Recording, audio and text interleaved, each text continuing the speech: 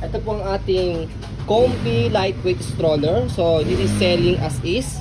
This already washed and ready to use. So this is good for newborn up to toddler na. So reversible po yung kanyang handle, adjustable po yung kanyang handle, okay? So ito po yung details po niya one by one. So again, this is selling as is. So ito yung kanyang setup pagka nakaupo. So meron siya newborn pad, pati sa body.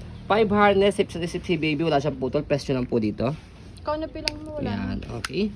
Tapos, next natin yung front handle niya, meron din pad. Presyo lang po dito, ito. Angat, kapag lalagay, tatanggalin si baby. Next natin, adjust natin siya pag full direct line, ito. Shoot nyo lang yung delivery dito and then pull down. Ayan. So, yan siya kapag naka full direct line. Kapag iupo nyo naman po siya, atake nyo lang po itong dalawa. Ayan, okay.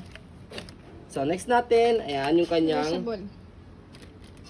footrest. Tapakan ng paa, pati yung kanyang gulong. So, yung gulong niya may stopper sa harapan, para kapag nireverse natin yung handle, meron siyang stopper. Ayan. Okay.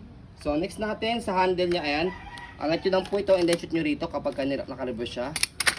Ayan. Okay. So, yan siya kapag naka-reverse. Tapos, pwede nyo siya i-adjust. Meron siyang button dito. Press lang po siya. Ayan. Depende sa laki na magtutulak. This is low seated. Okay. Ayan. So, next natin sa likod. Ayan. Pakita natin yung kanyang stopper. Balik muna natin yung kanyang handle. Ayan. Okay. Stopper. So, stopper niya. Ayan. All goods. Ayan. Tapos, yung basket niya sa ilalim. Okay. Tapos, before natin siya i-fold, pakita lang natin siya kung paano, install muna natin to make it sure na wala siyang problem sa Body kanyang frame. mechanism. So yan yung kanyang body frame.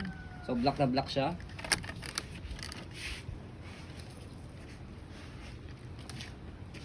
Ayan. So by the way, this already was siya, ready to use na po ito. Go. Ayan. Mas maganda pa kondisyon ito kaysa mga local dyan. Ayan. Okay. So sa pag-fold po sa kanya, kailangan naka-lock siya ito. Naka-100. Naka-red, 100 to. Naka-red, tapos press yung ilalim. Yan. Kasi kapag naka-kulay green siya, naka-lock to. Okay? Slide yun ng press sa ilalim, angat yung likod, tapos pull down.